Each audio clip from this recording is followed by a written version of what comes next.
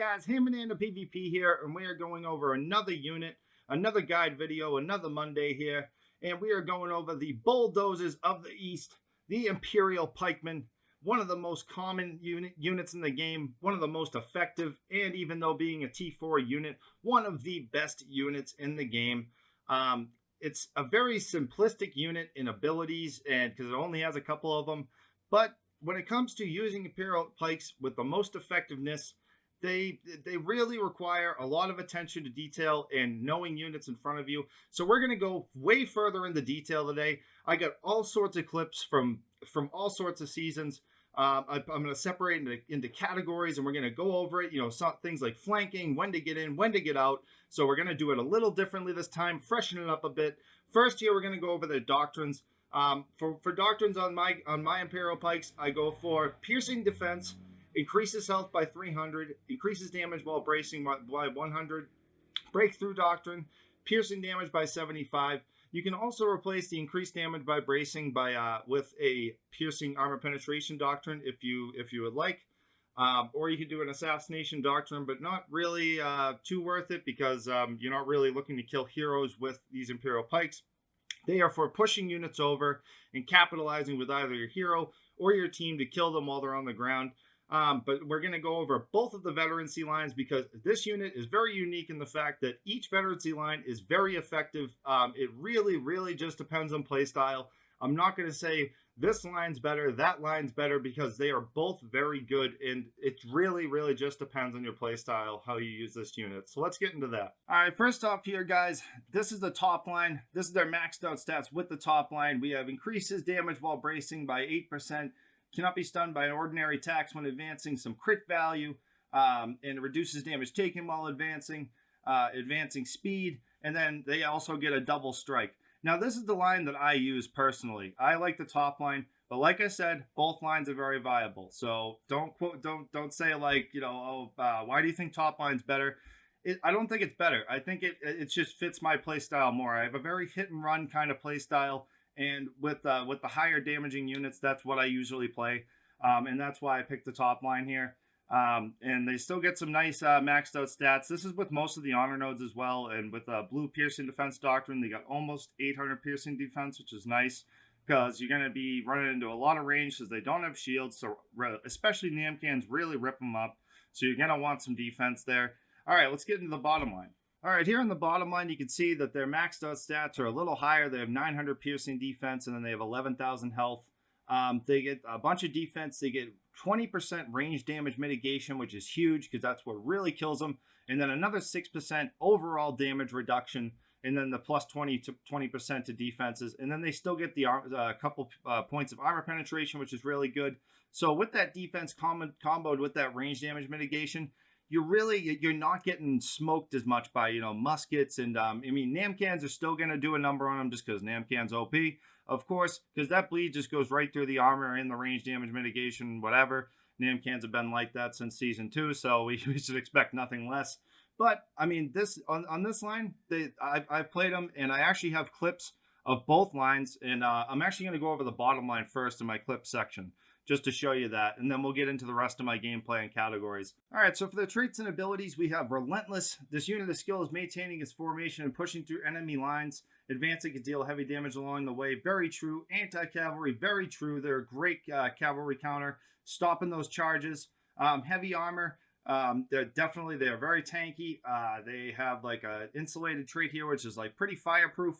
Sluggish, they're very slow, so that is like one of the only downsides to this unit. Stand firm, it's a brace. Not really something you want to use all that often. Certain scenarios I'll go over. But then we have the advance, which is the bread and butter of the Imperial Pikemen. The whole reason you use Imperial Pikes is for this advance. It just knocks enemies over, knocks them on their ass, and they cannot do anything. They'll sit there, and your team can just do whatever they want with them, and it's just an amazing ability. That's why they've been so strong for so long. All right, so let's get into some gameplay, and we're going to do all sorts of different categories, and I hope you enjoyed as much as I enjoy making it. All right, guys, first clip here, we have attacking on Algolia. This is our bottom line Imperial Pikemen. As you can see, I manipulate the formation to get them into the side there, and then I advance, and you just see those numbers popping up, those kills racking up. Not as many kills as it would be on the top line, but still, as you can see, they're taking barely any damage. They're getting advanced from that side, advanced from the other side, and my Imperial Pikes are still alive. This is one of the main advantages of the bottom line, is that they are just so tanky. If you're in a crazy situation like this, after the advance, just hit V, and their V attack actually does some good damage. And another reason I like them on the top line personally is because when you hit that V attack, they hit 2 targets at a time. But I mean, if they were on the top line right there, to be honest, I don't think they would have survived that fight. I think that I may have 9 of them left. So it just depends on your play style and what you want to do with your Imperial Pikes. This one here, defending on Harbor City, there's a massive push, and I use my bottom line Imperial Pikes to advance this entire push. And I knocked this guy down, so he can't do anything to my pikes, like knock him over or anything like that, because knockdowns do work on them, like especially like, you know, short sword ults and stuff. But as you can see, that entire push, which was going to probably take the home point, considering I was the only one there for that moment, it's just amazing that like there was, like, you know, so many heroes there, and the Imperial Pikes survived. So I mean, it's like, it's one of those things, like it's like a love-hate thing would be like, I do switch my Imperial Pikes back and forth often, and I always end up going back to the top line. I don't know why, but I might switch back to the bottom line at some point to give it another go. But I don't know, both of them are very good. Okay, guys, these next 2 categories here are going to be when to stay in and when to stay out. Like after the advance, do you leave your Imperial Pikes in, or do you take them out of the fight? This is stay in. So you see, I manipulate the formation to get them over there because I saw those other Imperial Pikes coming down from the staircase, and I didn't want to get counter advanced, which was good because their advance ended like red as mine ended. And then I kept them in there because they're pretty much in the red, and I got some good value out of them there. So since I already got the value out of them, and me pulling them out of that fight with 2 mauls there, and they actually killed one of them, which was cool. It would have I would have gotten less value when I turned their back to the enemy. What would have happened is that, you know, they would have just got killed, and I wouldn't have gotten those extra kills there. So sometimes it's good to leave them in, sometimes good to take them out. This is another stay in clip here. This is right after I had just advanced, and I saw these spear sergeants coming up and cover commander. And now, knowing that they're spear sergeants, I knew I'd be able to rip them up pretty good with my pikes. And I hit V, and you see on the top line when I hit V how many hits I'm getting in there, how many critical hits, and we annihilated that whole unit of spear sergeants without losing barely any men. So in a situation like this, you definitely want to keep them in. So these next clips here are going to be when you want to get your unit out of there. A situation where there's so many heroes, so many units, that if you leave your pikes in there, they're definitely going to die. So you see, I got a nice hero kill there, got some nice pressure on the heroes with my longbow, and I'm bringing my pikes up the siege tower, and I'm going to try to surprise these guys here. I'm hiding in between all of these peasant units, and then I advance. And then the enemy does not know what to do. They're like, oh my god, my unit's being knocked over. And we walk and we stop when the advance ends, and then I get the hell out of there because I know I can get more advances out of these guys, and if I left them up there, they definitely would have died. Another clip here of when you should get out. I did the same thing on the siege tower, and then I advanced right up the siege tower in between all of these units the enemy could not see at all. Of course, I get friendly tread because that always is what happens to me. But after getting the advance off, I retreat out. I have this unit behind me. And it's just some Demez pikemen, so I know that I can definitely kill these with my V attack on the top line especially. You see how many units are being hit. I'm just getting a bunch of kills there, and they eventually run away, and it was a good play there. This next category here, guys, we're going to call the solo flank. It's a very opportunistic play and a very risky play if you're doing it yourself. So it was just me and my buddy here, pretty much solo, and I flanked these enemies when they were completely distracted on the other siege tower. And as you can see, I just disrupted everything. I killed a bunch of units.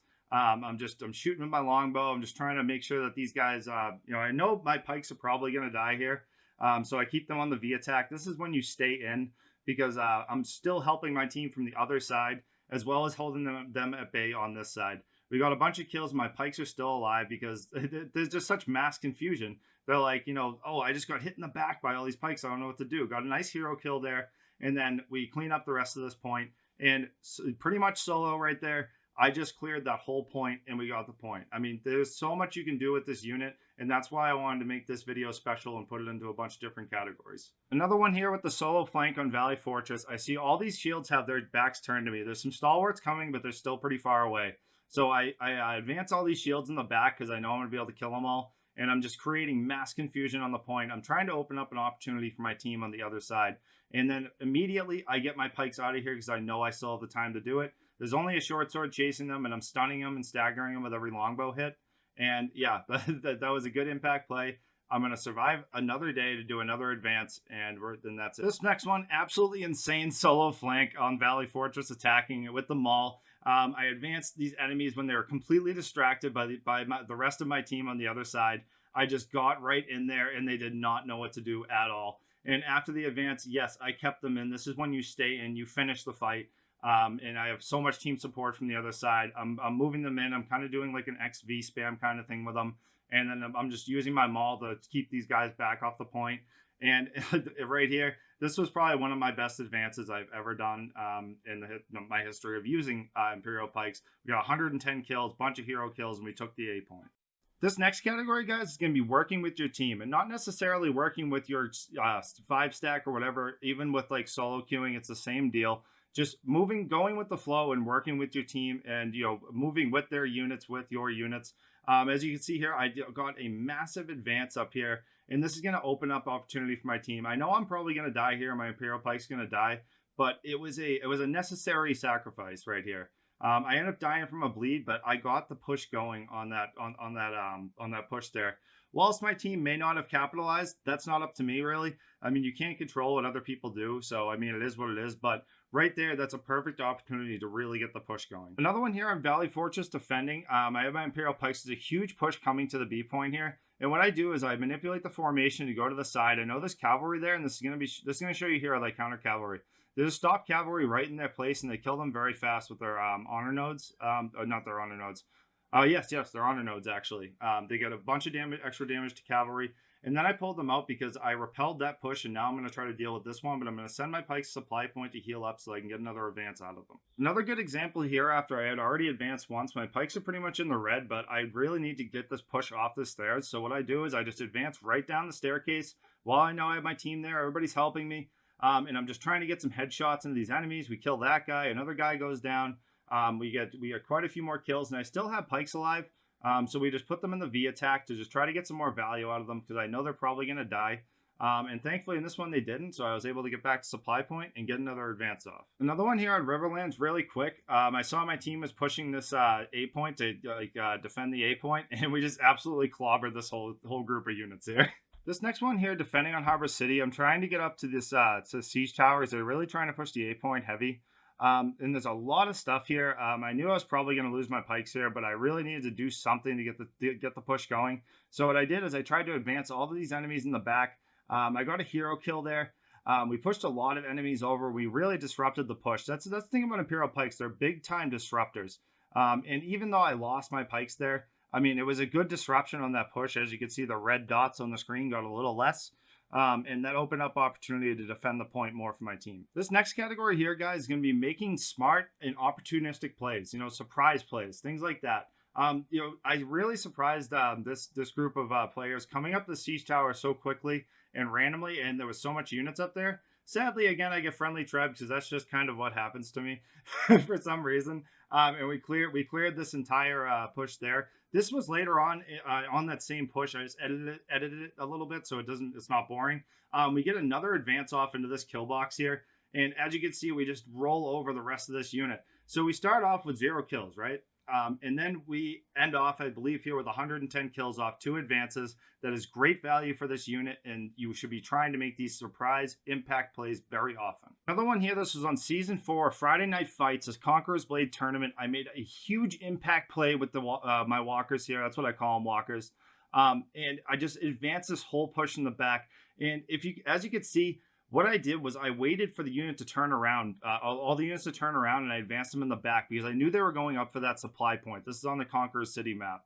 And this was probably one of the, maybe not the highest damaging, maybe not the highest killing walk I ever had, but the most impactful walk for my team ever that I have ever done. Absolutely. We won this tournament and took gave NA the trophy. We took it home and it was really fun. Another one here on Sun City defending. I saw there was a bunch of range units out here. I walked my walkers in here from the corner so they couldn't see me. They didn't really have much time to get their range units away. And I start walking. I probably could have done it a little later. That's the thing is that with these walkers is it's all timing. You really need to time. And thankfully, I had my longbow in this one, and I just started clapping these heroes and killing all their units. And I leave my pikes on V's. I know I'm not going to be able to get away, but we made an impact play there because they weren't able to start that push into C. So, and we killed a bunch of units. So we gave our team the unit advantage, and we took the pressure off our team so they could defend the other areas where they were attacking from. Great play. Another one here attacking on Valley Fortress. This was right after we took the A point. We're trying to go to the supply. I snuck my Imperial Pikes around the corner. It took a little while for them to realize, and I just advanced right over this point, and I actually get some of this cavalry in this. Yeah, they tried to charge, and the cavalry just got absolutely destroyed. I believe those were monastic knights. I got a bunch of kills, and I took this, me and the team took the supply point with minimal losses, and I live another day to do another advance. And yeah, we just clean up the rest of this point, and it was a great play there. This next one on Sunseated defending, desperately trying to defend this B point because it's almost capped. And what I did was I just came on the point. I tried to kind of interrupt it a little bit. My Imperial Pikes were coming behind me. I waited until the last moment, and then I advanced from behind them. They did not even see it coming. And we killed the rest of these units. We saved this point, and then this was also this was the advance from earlier, and then the spear sergeants come up the stairs here. And like I said before, stay in. This guy tried to come up and cap the rest of the point. He made a fatal mistake. He got completely sandwiched, and I got my Imperial Pikes in position. And with that double strike, just absolutely ate them alive. And they go down with a quickness, and we saved that point. That was a great play. Now, taking all those principles into account, this is one clip I have for Territory War. I do not have that many clips with Imperial Pikes for Territory Wars. I often use Cab or Imperial Muskets, but in this one, I used Imperial Pikes. And what I did here is they were trying to make a push to get the home point back, and I made a huge play here to delay that so they could not push in. I got a huge walk here, and it just held back. Look at all those huge lances, which are winged hussars. I just held back all of this cavalry, and it was an insane play, and it gave us enough time so they couldn't push us off that point. And then I put them in the brace just to leave that massive units there. And yeah, that was a great play. We got the victory. That was actually on Drewalder, and Drewalder is a Western fief, and this was before they put the break in the walls in these Western fiefs. It was a huge achievement for the house. This was back in season 4. These are like basically impossible fiefs to take, so this was a great feat, and it was a great time. Guys, if you made it this far, thank you so much for watching. I had so much fun making this video. I encourage y'all to join my Discord. A link will be down below in the video description.